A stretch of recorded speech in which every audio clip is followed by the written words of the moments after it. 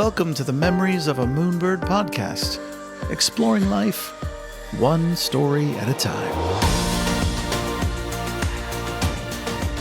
Hello friends, I'm Daniel Sherrill. Today on the show, she holds multiple degrees in music, has taught in universities from America to Transylvania, and throughout her amazing career has been an honored guest conductor all across the world. She's not only passionate about music and the importance of arts education, but also the human experience itself. Today, she's the director of bands and professor of music at Texas Tech University, and someone I'm proud to call a good friend. Please welcome the incredibly talented Dr. Sarah McKoin. Sarah, welcome to the show. Oh, thank you so much for having me. How are you? I'm doing great. How are you? It's so good to see you. You too. It's so good to see your face. So for the listeners out there who don't know, Sarah was actually my band director when I was in college back in New York. It's true. I can't believe it. And now you're this big famous person in the world. Oh, please. So first question, where were you born and raised? I grew up in Indiana, Carmel, Indiana, just north of Indianapolis. And what was little Sarah like as a kid? Oh, man, a little nerd, a perfect little nerd. So was music always a part of your life growing up? I think once I got into band and music and stuff, and it was my music teacher that came to me in fifth grade and said, Sarah, you would play the clarinet or the bassoon well. And I'm like, okay. And I went home and I said, Mrs. White said that I would play the bassoon or the clarinet well. And my mother goes, you're not going to play the bassoon. I said, okay. I didn't even know what they were. I said, can I play the clarinet? She goes, okay. So Wow. It was not a really dynamic start, but that's how it got started. Now, when did you fall in love with music enough to want to conduct it? Early. I loved it. All the way when I started. I took piano lessons and stuff as a kid before that. But once I started doing that and got okay at it, I just loved it. It was my way to, it sounds really cheesy, but it's true. And I can still remember sitting and playing my little clarinet and practicing, but it was a way to express, whatever I was feeling back then. And I just loved it. And did you travel as a kid with your family? We sort of came from the same stock, I'm Midwest kid. And vacations back then, resembled family vacation. So, we went to a place in Wisconsin, up north in Wisconsin on a lake. And we went there a couple summers for a week or two as a family and did that sort of thing. But we never had any extensive travel. My love for travel and people and cultures and all those good things came kind of later just by experience and design. Do you remember the first place you traveled outside the United States? Outside the United States? Canada, I love Canada, but does it count? That doesn't outside count, the right? continent, Sorry, outside North Canadians. America. Sorry. I got hired by a friend when I was teaching public school. She worked on a cruise ship and she hired me to be one of the youth counselors. So, yep. And so on my Christmas break, I put on my little Julie McCoy outfit and went and worked on a cruise ship for a couple of weeks. And we went to, I don't know, it was like in the Caribbean, San Juan. And do you know what the best part of this Martinique story is? That you just made a Love Boat reference. Oh, you got it. So that's good. That was one of my favorite shows growing up. Are you kidding me? Captain It was Steuben? the best. Yeah, it was great. It really was. Yeah. The original, not the remake, too. Yeah. Yeah. The remakes are never as good ever. So, Sarah, what put you on the path to being a band director? I got my music ed degree from Michigan State, and I taught just like everybody else does. And they have these things in our profession where you can sort of practice conducting, because it's a weird thing, right? You can't really practice in your room. Well, you can, but yeah. Well, you can, but it's, everybody sounds great because there's nobody there. So they have these things called conducting symposiums and workshops and so on. And I did a fair number of those kind of in my mid-20s and early 30s. And each one of those just became a developmental stepping stone. It's kind of like a taste, I tell students today, I said, they're like conducting seeds. You'll say something and it gets in there and it kind of grows and germinates.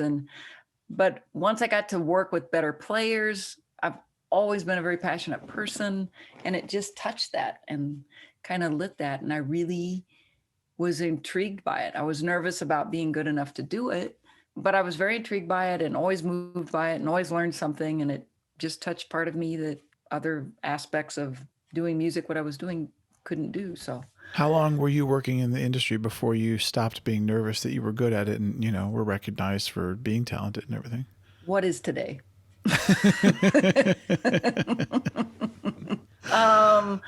I would say that there's always a little bit of that. I've never been driven by, I just never thought maybe of myself that way. Age is a good leveler and a good experience builder, but man, I always feel like I'm learning. Do you prefer to work with students at the college level, or would you rather do high school or young kids? Or I really like kids. I mean, I'm a cheeseball answer also, but I love kids and I love the college age. I mean, I just love college age because they're adults, they're doing what they do. My graduate students are so vibrant and curious and passionate, and it keeps you tied into that, and figuring out how to nurture that is really intriguing and interesting and challenging sometimes. And do you think that's helped keep you young-spirited? I think so. I hope so. And the students that I have, my undergraduate and graduate students, like in my ensemble that I have, I think they do too. I think anytime you work with younger people, it keeps you younger minded. So today you are the director of bands at Texas Tech University, and I know that Texas in general is well known as a band-loving and competitive state in that genre of music. Where does that fit into comparison with the rest of the country? While I have the opportunity to offend 49 other states, it really does have, I mean, football and band, by God. It really is very, very well known for having excellent music education, and they invest in it. The infrastructure's big. When I taught high school in Texas, and I had already taught high school in Michigan. And when I got there, I was like, whoa, how do they do that? I mean, it was a whole different level, really. And so it's not there are good teachers. There are great teachers all over the country. And I've been fortunate enough to meet many, many, many, many, many good teachers. But some of the things that has made Texas successful, I think, is the way that they have the schools organized and the support organized through a governing agency, I guess, called the University Interscholastic League. And they legislate and are proactive in getting things on that level of radar. And so the support is has been built in. And I don't think a lot of states have that history of level of support. How important do you think arts education is as part of the curriculum anywhere in the world? I think it's super important. And I think you're seeing perhaps right now in our society how we could use a little more of that. I think it makes it develops more critical thinking skills. It doesn't necessarily mean that everybody that goes through an experience like that or program like that has to go do that for a living. But I think that by doing that sort of activity, whatever it is, art, music, drama, Dance, any of that stuff, dance, theater, it just develops collaboration and kindness and critical thinking skills and artistic knowledge that will help you go be a better whatever you want to do in life. Well, I have some questions that will tie into that a little later in the podcast. But for now, what's your main priority as an educator? I had to answer that question once because I was doing a presentation someplace and I had to think, okay, what do I really want for my students other than play great concerts and play good music and learn things? But I stepped back from that, and I wanted to be able to create feelingful, sentient, musical musicians, teachers, and citizens. And I paraphrase my own self because I can't remember the whole quote, but that was a gist of it. Like, I want them to be feelingful and smart and kind and citizens of the world, and go get it. And you got 2 or 3 Scrabble words in that sentence as well. That's great. Sentient was a good one. Yeah. Feelingful. I like it. So has being a woman in a male-dominated field been a challenge? Well, I mean, I already know the answer, but I want to ask the question. I don't know. I'll tell you, that's the question I get asked a lot. And my perspective on that question has changed a lot since I knew you. So when I first started teaching college, I would get, sort of the same question I get today, or a tug on the shoulder or a tap on the shoulder. It says, "We're so glad there's a woman conductor here." And I'm like, how is it being a woman conductor? I'm like, I don't know. I've never been a man. So, but I get asked that still a lot, which should say something.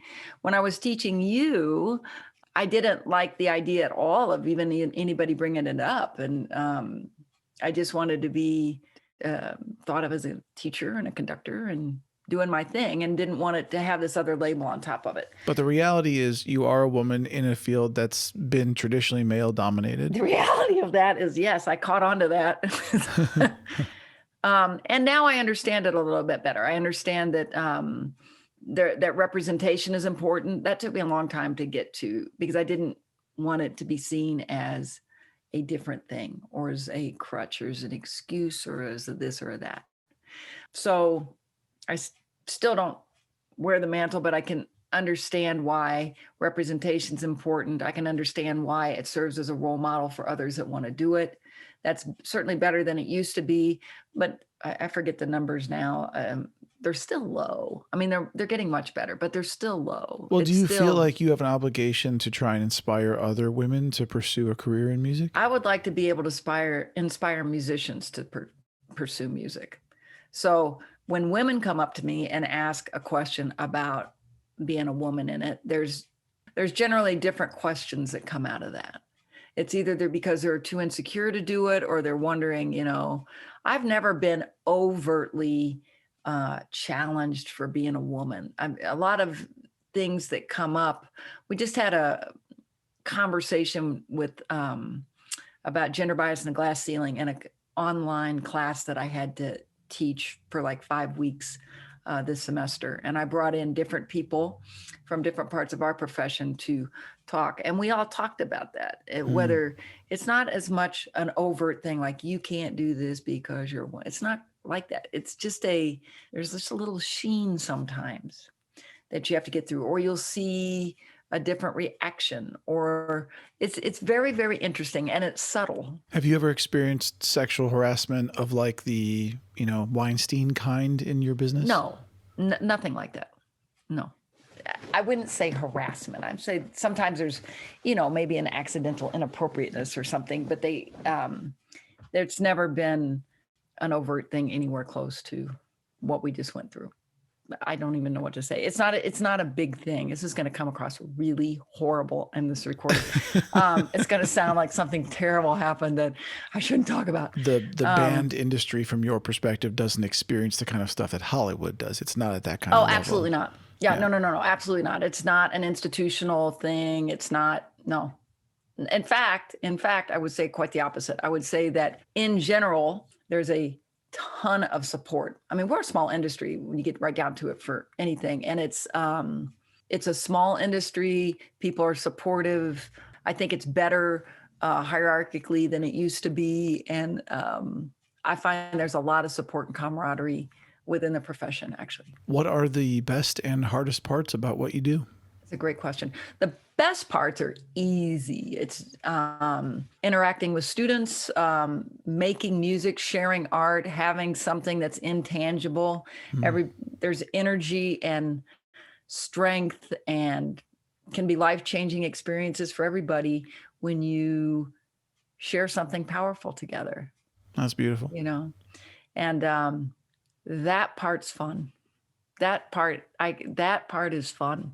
You all work towards a common goal, and in any art, I mean, I would say in acting or anything, there's a element that when it really clicks, and when you have that moment, beyond it being a good concert or a good performance or a whatever, but when it clicks, and there's nothing like it in the whole world. Yeah, there's nothing like it, and they'll remember how it feels more than they'll remember, the reality of it. And if you can get a group of people like that to feel, and it's just a bonus when it gets supported, and yeah. So about the hardest parts? Because my next question was going to be, what percentage of your career is managing politics, people, personalities, and being a parent to your students, and how much is actually directing music? But I'm sure that that's going to fall into some of the hardest parts question as well. It is. And the first thing I was going to say was politics, but and I can't remember if it was Henry Kissinger, but somebody attributed it to him. So you can find out, you can fact check me, but somebody said when Kissinger was like working in law or something at Georgetown or somewhere. When he went back to Washington, D.C., he said he couldn't wait so he could get out of politics. Love that. And so, That's funny. yeah, so some of that, and I'm not very good at it at all. I'm much too honest. I'm not good at it. I'm just not good at it. But some of that's really exhausting. You just hope that everybody could Get along and be kind and kumbaya. But yeah, politics is kind of a drag sometimes. Have you achieved your career dream goals, or do you still have stuff on the career bucket list? I never really thought about my career actually in terms of achieving a goal. It's not like if I do this, man, that makes it, I've made it. There's stuff that I still think I have to do and still think I'd like to learn and still think I'm not done. And I still get excited by new music and art music and people composing that and being involved with our profession, which are some of the leading composers right now that are writing contemporary art music. That's fun. Collaborating with those people is fun. It elevates the art for us. It elevates it for my students. Finding ways to do things differently is more intriguing. Now I have the freedom to. I'm old enough, and it's just trying to find different ways to do things. I feel like I have more to do that way. What are some of your favorite pieces to conduct? I like a whole bunch of music, Daniel. I don't know. I just listened to Prince on the bicycle, but I don't think that's the right answer. Yeah, you never know. You never know. There's some really great composers there's music that I like, and your listeners may not know any of this, but there's an American composer just recently passed, Michael Colgrass, who was a conductor, Pulitzer Prize winning composer, educator. He's written a book sort of about freeing yourself to the insecurities of performance in whatever medium. And his pieces, a couple of my favorites, Urban Requiem, which is written for sax quartet and winds, about 30 minutes long. And another piece, Winds in a Gual, written based on the writings of Carlos Castaneda. It's just a lot of levels of humanity and meaning in those pieces. And I really like those. I love those pieces. Well, you mentioned Prince when you were riding your bicycle. I was going to ask you, do you like music? Do you like music outside of band and symphonic music? Like, are you, dancing in your socks to BTS when you get home? Or there you go.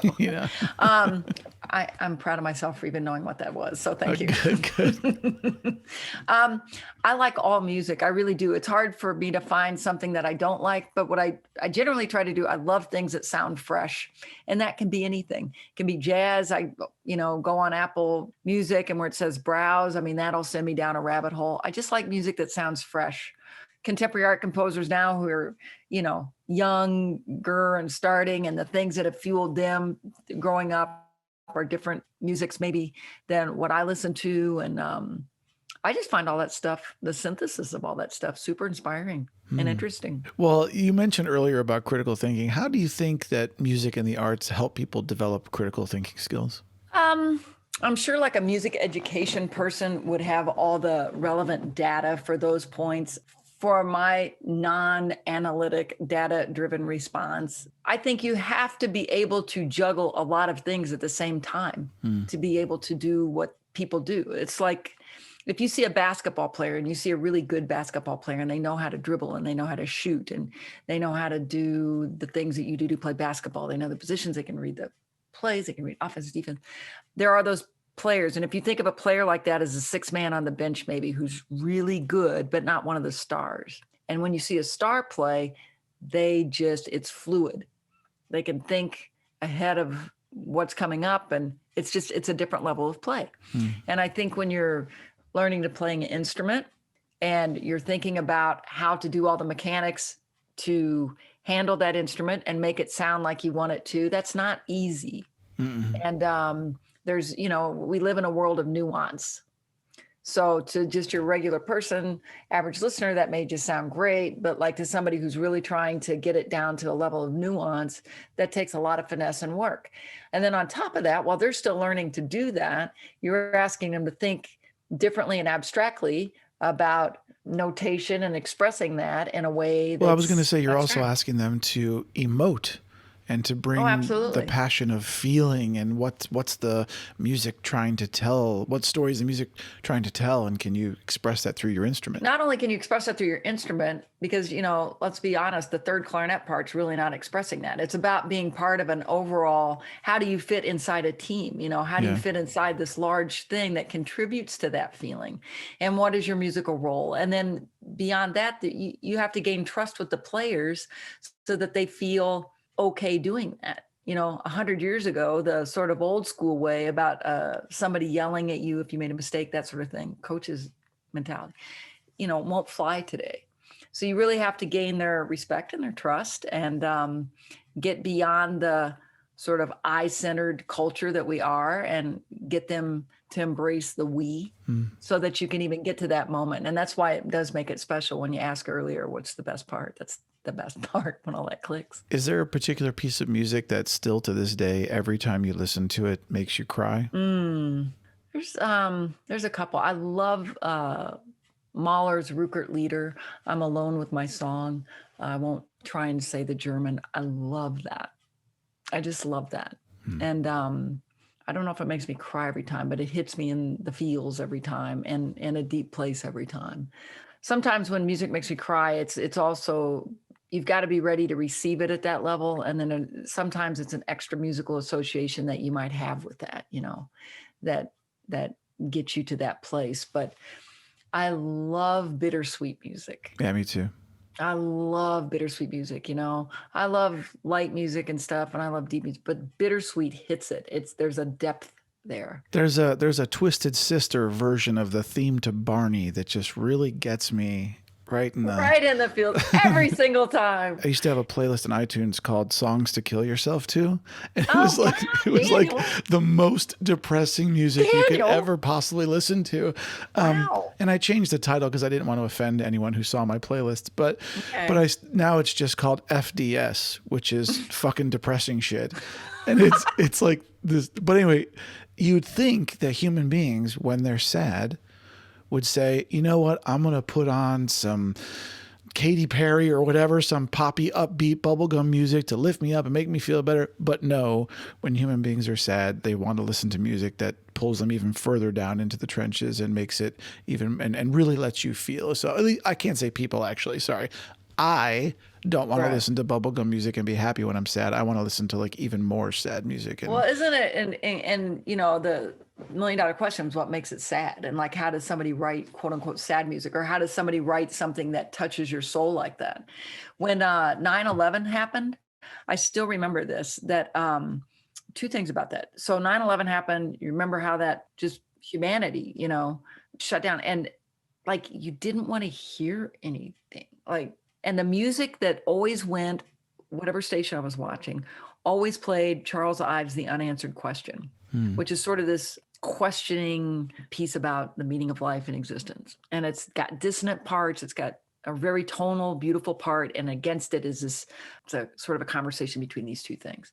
And it is just aching. And they always would cut to a commercial or come back, and that piece was on. And I thought, man, that is like the metaphor for this time, like that piece. And I remember watching a Charlie Rose interview with, who was a conductor in the New York Philharmonic then. It'll come back around to me. But they interviewed him and asked him upon his retirement, said, what's the kind of same thing you're asking, what's the favorite performance you've ever had? And at the time I thought, oh, what a ridiculous question. This guy's conducted all the major orchestras of the world. He's done the, most breathtaking pieces of all time. How could you possibly, it's like picking a child, like what, come on. And he didn't hesitate. And he said Brahms' Requiem after 9/11. And he just didn't even hesitate. And I got thinking about that. And it's because every person that was in that space needed it. yeah, The performers needed it. The audience was there to be healed. The performers needed to perform. And so every ingredient to make something special was right there. Everybody needed it. It's not always like that when you go to an event. you talking about Sweden, that conductor, or are you talking about? No, this is, oh my gosh, Sarah, what can I do? Kurt Mazur. And Zubin Mehta, that was like who I kind of grew up with when I was a kid. Right. My father told me a story, and I don't know if it's actually true, but he told me that in a lot of different orchestras, if a conductor dies, that the orchestra will play Samuel Barber's Adagio for strings, and they'll play it without a conductor. That the concertmaster will come out and do a downstroke of the bow, and then they'll play the whole piece without a conductor to symbolize the conductor's death. Do you know if that's true or not? Or is that urban myth? I don't know if it's an urban myth, but I've seen it done. So I don't know if it's everybody or if it's a thing. Or I saw it done with Chicago Symphony once, and it wasn't for the conductor. It was actually for somebody that had been a long time beloved staff member, like a super, just a beloved staff member and I mean, there were people on stage that I knew playing that were actually physically, crying and were emotional. So this person must have meant a great deal to them. And they set the right tone when they, set it up and introduced it, but they did it. Adagio for strings is on my FDS list. It should be. That is a good one. I'm going to give you a couple more for that list because it's a really good one. I'm going to send you one, but I don't want to talk about it publicly because I have this one piece of music that just tears me up, and I don't want to share it with the world. I just want to have it be a thing that's just for me, Okay, I want to know what it is. But I'll send it to you privately. Okay. How has COVID-19 affected you and your job? Oh my goodness, just pretty much like everybody else. I mean, what a semester. It's affected all of us. I mean, we've been able to perform a little in small groups, nothing as a big group. So academically speaking, A, I'm glad I have a job, and B, I'm glad we're able to make a little bit of music and do something because the students really need it. They want to be together. I mean, they just want to be together and they can't be. So we started out the semester playing in the parking lot, like around the perimeter of the parking lot. It was staged off in different areas. And everyone's like, what, 6 or 10 feet apart kind of thing? Or? Yeah, you'd have like a group of 5. You'd have I had a couple of brass quintets, a couple of woodwind quintets, a group of 10. Woo, that was big. And stuff like that, or trios over here. So I had like 4 or 5 spaces that were available to me during my rehearsals. So we started outside until about the 1st of October. And then we were able to come inside, but you can only play, the current science supports that you can play for 30 minutes inside with a bunch of protocols for your instrument. You wear the mask and then you sort of mask your instrument. So there's stuff on your bell, and there've been a lot of studies. And so anyway, you can play for 30 minutes and they're off for 20. And so your day's broken up in this way. But they were still able to function and do. And then we recorded stuff. We just finished last week, and we'll curate a concert and live stream it. Oh, that's cool. Yeah, I mean, so they're limping along. And the thing that has been rewarding is that I've had a number of kids thank me, and everybody, it's not just me, but, thank you for what you're doing. And thank you for focusing on what we can do, not what we can't. Somebody said that, which I thought was, and they said it's been the difference this semester, that sort of stuff. So I couldn't be prouder of the students for handling it and coming up and showing up and practicing and doing and being flexible and, no grumping. And they've been amazing. How has the systemic racism and the incident with George Floyd affected your area of Texas and the university? I think it's just in the culture. I don't know if it's just Texas. I mean, I live in a very, very, very conservative part of our state. And our state's already conservative. I was told that we're the second most conservative town in the United States. I don't know how I said, I will do my part to drive it to number 3. Have you gotten any pushback as a liberal person? Not overtly, but again, like particularly with my students and stuff, I choose to just not make that an issue. I just feel like I work with and teach students. I mean, academic institutions are inherently more liberal. Yeah. I mean, I feel like when we use those words today, they're painted with such dynamic. You're either, it's one side or the other. Why did you choose a side? Yeah. Howard Stern or Rush Limbaugh. I mean, like there's no room for even to say those words and have it interpreted as like a moderate sort of experience. Well, it's funny. A friend of mine, I was talking to him about this, and he said the biggest problem with America is that we need to bring back the middle. Yes. A lot of people have worked so hard to get rid of the middle, and that's where we're failing. And I agree completely. I do too. Yeah, I tell people all the time, I'm not embarrassed or about this at all. I am not.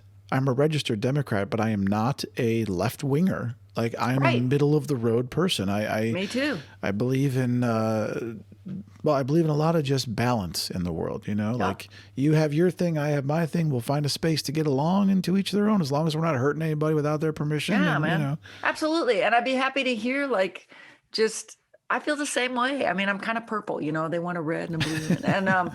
So I don't know. I think it's things like that have been fraught with that sort of discourse. As a teacher, I don't talk about it as much. I mean, I got as close, everybody knows me, knows better, because I'm accepting of all the things you would say that would be more democratic. Certainly the most that way, even in my family. But I don't want to push any of that on anybody because I have students of all beliefs. And my job is to teach and bring us together. And I don't want it to be a power position. yeah. As far as that talk though, and that impacting, it's interesting being in college, it is huge. I mean, it's huge everywhere, and it becomes a little bit more inflamed, a little bit more emotionally tinged, I think, sometimes in a university setting. Well, say, what's the vibe at the university itself? Are people there fairly liberal, or is it more, Confederate flag waving kind of stuff? Well, it's not quite that, like as far as I know, but I mean, you've got a fair amount. I mean, it's Texas, you know, and you're if most of the student population is probably from Texas, so I think you have a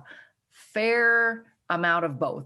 I'll just say that, and I don't. But there's not a bunch of violent clashes and stuff like that going on. It's not like that. I think they have been good about providing opportunity and space and for people to say and do what they need to do and express. And in good old Lubbock, America, they had a march, which I was proud of them. You know, I wasn't sure.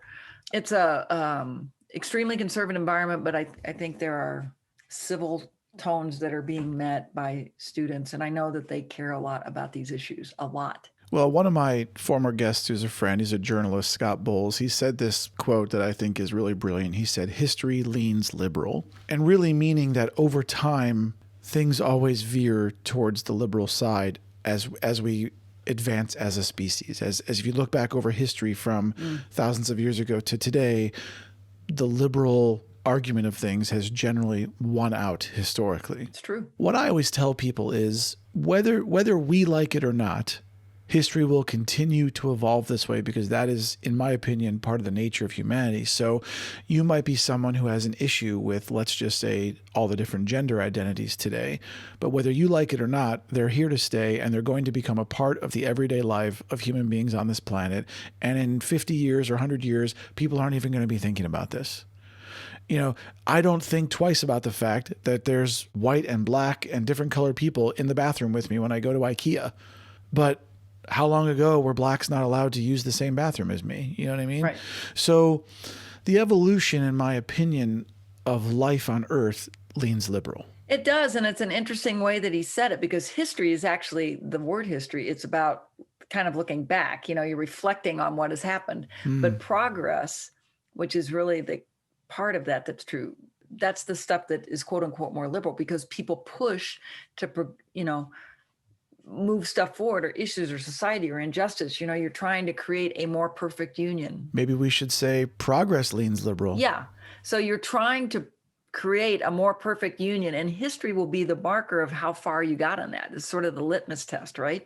And so the marker, you're pushing, and it might get you this far. We're not, for example, in race relations, you know, that ugly little scab got, you know, knocked off in the last 4 years.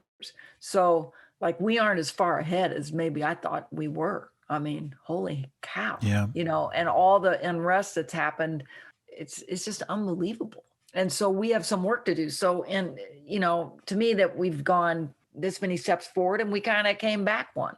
And now we're going to push it again. And history, I think history will be on the side of that. I like your revision that progress leans liberal. And I know Scott listens to the show. So Scott, we're going to revise your statement to say progress leans liberal. Scott, I feel like I like you. So it's good.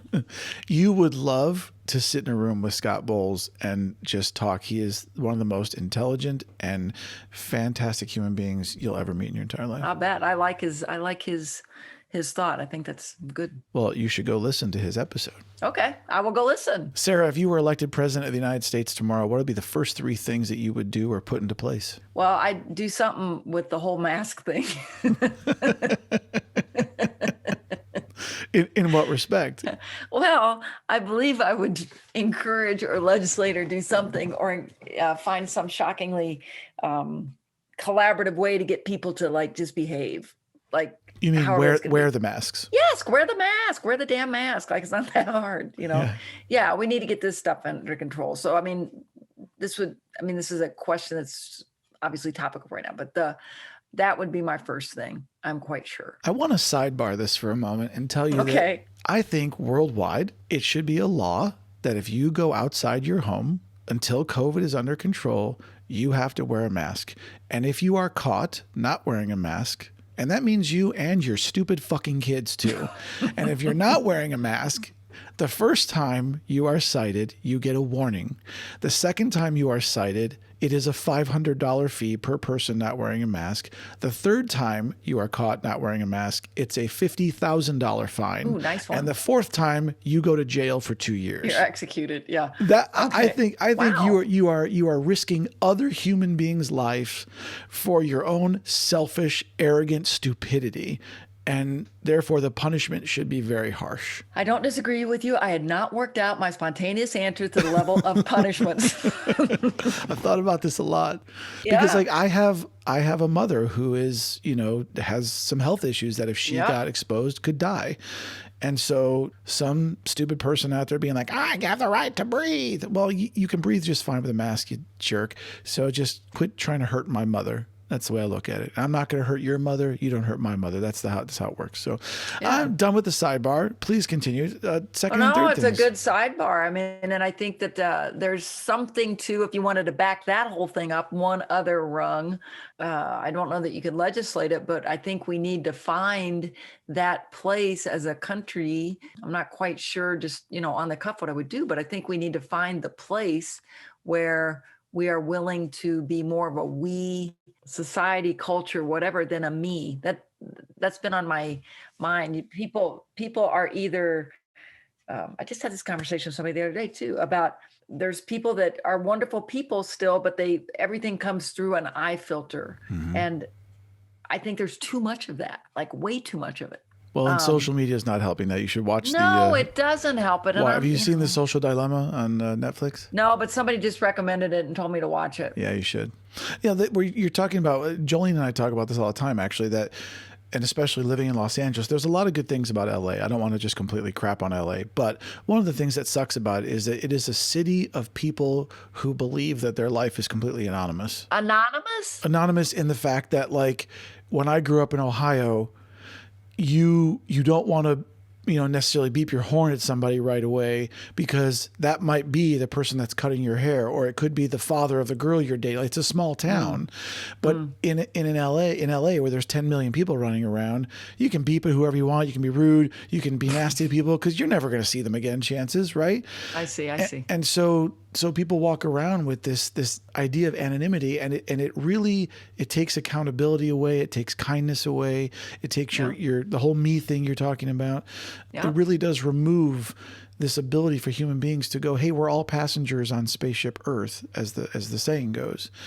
So I agree. So number 2 would be we try to find a way to get people to not be so me oriented. I totally think that. And, I was thinking while you were saying that, because, you are wicked funny. I mean, I know this and remember this about you. You are so sarcastic and funny. Thank and you. I remember just laughing and laughing and laughing. And you can be sarcastic and cut this or do that and make fun and joke and everything. But there's got to be an underlying somewhere in there. And I get to see more of that with you now, that you have to treat people. You grew up in the Midwest and people make fun of the Midwest, but there's a grounded core of value there that I'm glad I had growing up. What would be your third thing?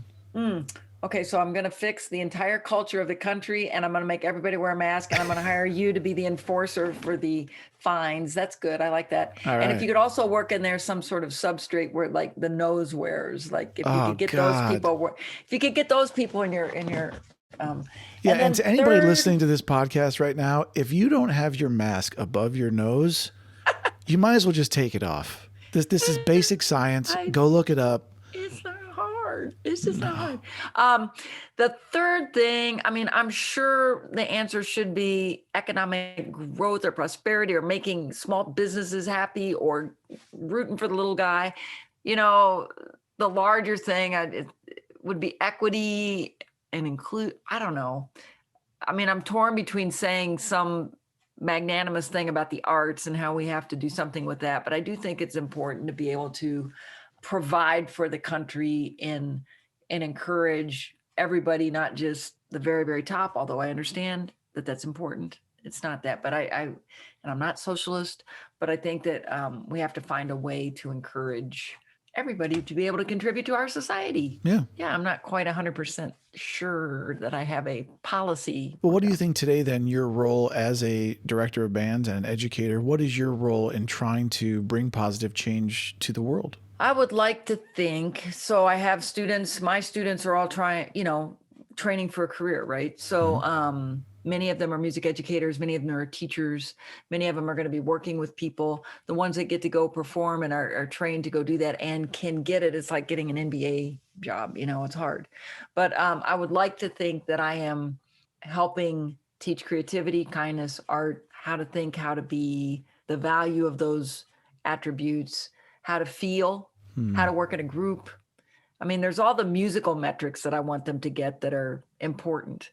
But the other thing about who you are and how you work and how you function in a group. Sometimes I have these students for 4 years. So you're not just teaching the music, you're teaching them how to be a better human being. I would like to think so. And I'd like to think that you're helping develop. I always tell people, I don't have kids either, but I help raise a few million, zillion of them, and I'll be okay with that. It takes a village. It takes a village. I'm okay with that. It means a lot to me. Do you think that the human race will survive and have a bright future? Are you optimistic? I'm optimistic. I'm always optimistic. I'm a person that doesn't look backwards a lot or try not to, and I look forward.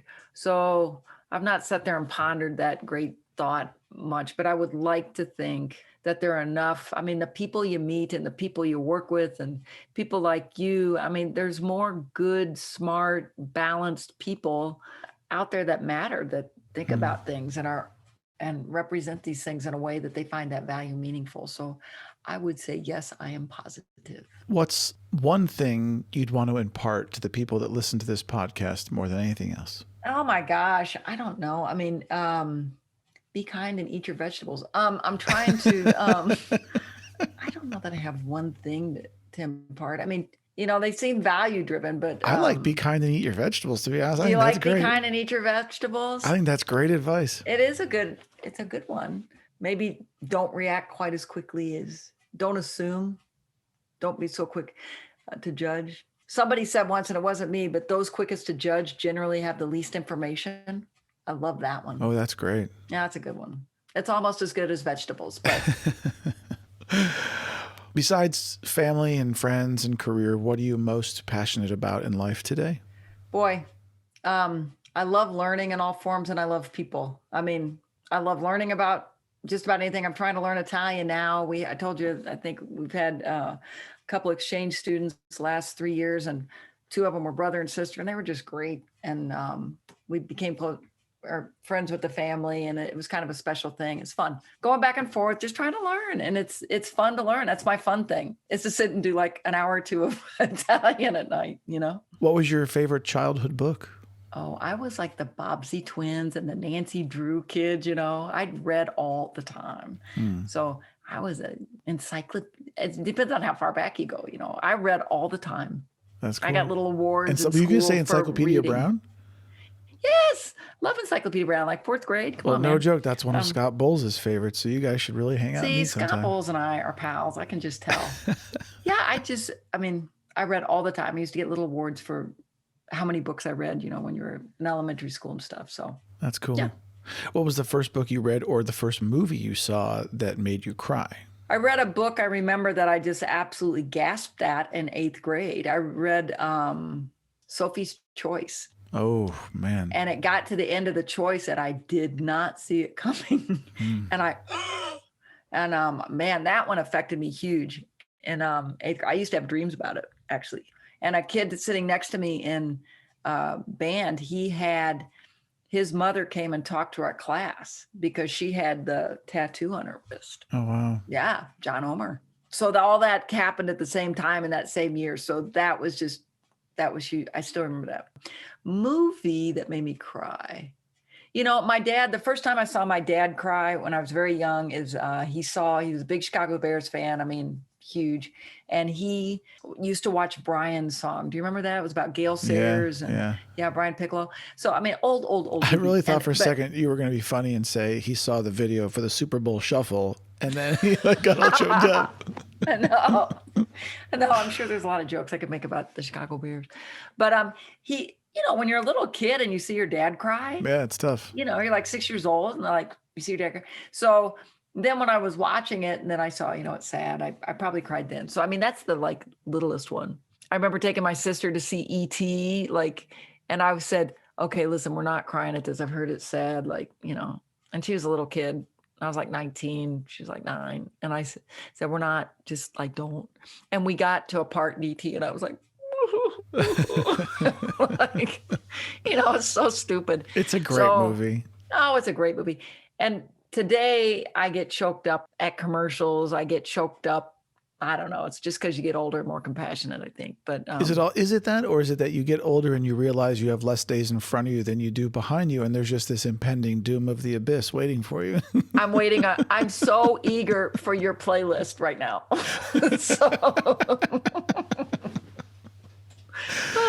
As you look back on your life, how have your priorities changed as you've gotten older? I'm not sure my priorities have changed because I've always tried to teach well and do well. I think that where I've matured is my reaction to things. And, fundamentally, I was so insecure about being able to do stuff and be good. I think it held me back, kind of. Not that I needed to be, hear me roar, but I never was. I think I've been misunderstood sometimes because I think that probably held me back a little bit. I never really felt a need to prove either. I just tried to not suck, trying to like get it done and do a good job. So that's hilarious. I love it. My priorities haven't changed. I've just continued to try not to suck. Yeah, pretty much right there. I'm curious, do you feel a need as an artist to leave something behind of yourself in the world? That's a great question. I think if I wasn't doing something where I felt like I was giving back, I would be an unhappy person.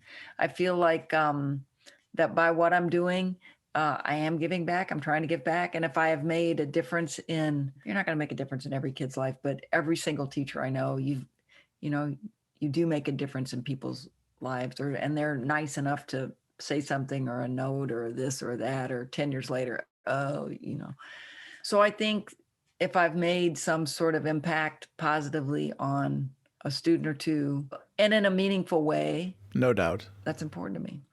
And I hope we do. I try. Well, I have to say, of all the directors I have ever worked with, there are only like 5 or 6 I like better than you. That's pretty good. I'll take that for $1. That's all good. And of all the students I've had, you are one of them.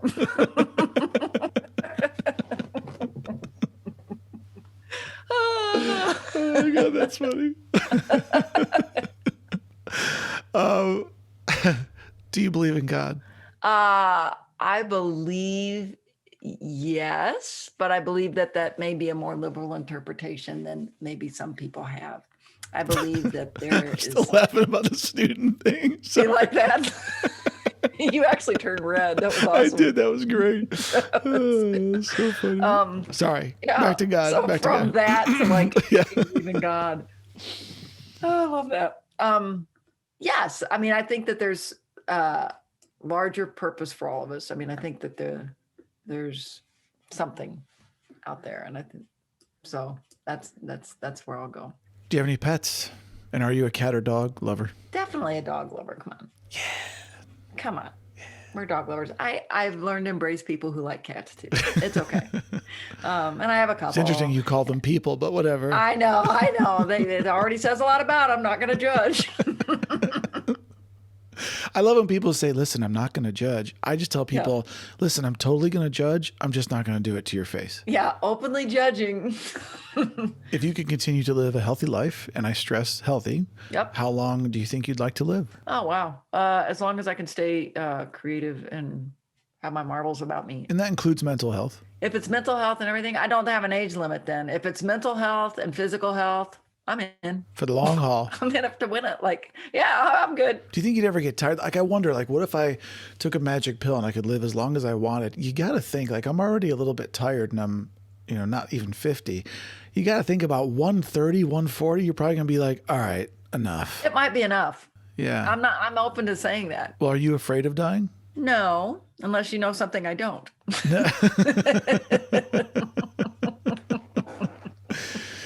No, I don't. I don't want to have a painful death. That's many people have said the same thing. I don't want to suffer. Yeah, I don't. No, I don't want to suffer. I'm not afraid of it, but I'm not in a position where I have to be afraid of it at the moment. Like, I don't think a meteor is going to hit me, or I'm not worried in the car, or all the things. But if there is some magic power in the universe that has control of things, and you're listening to me right now, I don't want to die. So yeah, just in case it's misinterpreted for those of you in the back, very I'm clear not about looking that. forward to it. Yeah. I'd like to make it at least tease to me 100. about it or anything. Yeah. I'm good. I'm respectful. Sarah, if you could go back in time and meet up with your 16-year-old self, what would you say to her? Oh my God. My 16-year-old self, I'd say, stop worrying so much. Just trust yourself more. Trust yourself more. Great advice. Do you believe in love? I do. What do you think is the purpose of art? I think it contributes to our humanity. I think it contributes to how it sounds maybe sophomoric, but it makes us kinder, better people. And I'm not exactly 100% sure how that works, but I totally believe that it does do that. I think that the people that go and support art and watch art and look at art and consider art and value performers and value people making a living and their life's work doing that, when sometimes it's not very well valued by society, I think those people operate by a different barometer sometimes, and they're a little kinder and they're a little more gentle and they're a little more accepting and they're a little more excited about how that does add to their life. That's a terrible answer. No, it's not. It's a great answer. What does success in life look like to you? I don't have my checklist. I think just learning to be happy and content. And I'm not good at being comfortable. I'm very bad at being comfortable, but being happy and content in whatever you do and make a difference. Well, do you believe there's a difference between complacent and comfortable? Yes. Because I really love being physically comfortable, like sweatpants and a t-shirt. And I mean, I put on a nice shirt for this podcast and you're welcome. Did you? This is new. Do you like it? Is it Lululemon? No, but thank you for thinking it is. And even better that you know that. No, complacent and comfortable is different. There's physical comfort, but I mean just comfortable in your own skin, and which is also maturity. Well, do you like yourself? I'm not bad. I look in there and go, okay. Look in the mirror and go, all right. So Sarah, at the end of every show, as you may know, I do a little thing called 299 Philosophical and Life Questions with Moonbird, where I've collected 299 philosophical and life questions from friends, family, and the internet. You get to pick two numbers. I'll ask you those two numbers, and you can answer those questions. What are your two numbers? 163 and 72. 163. Ooh, the first time this question's been asked on the podcast. How exciting. Hold on. That is exciting. I love when we get a new one. 163. If you could pick any animal to talk to, which would it be and what would you say first? Oh, you know what? I would love to talk to an elephant, actually, because they're old and wise. And I think they have more to say than one might give them credit for. I might be compelled to ask them how they work on their wrinkles.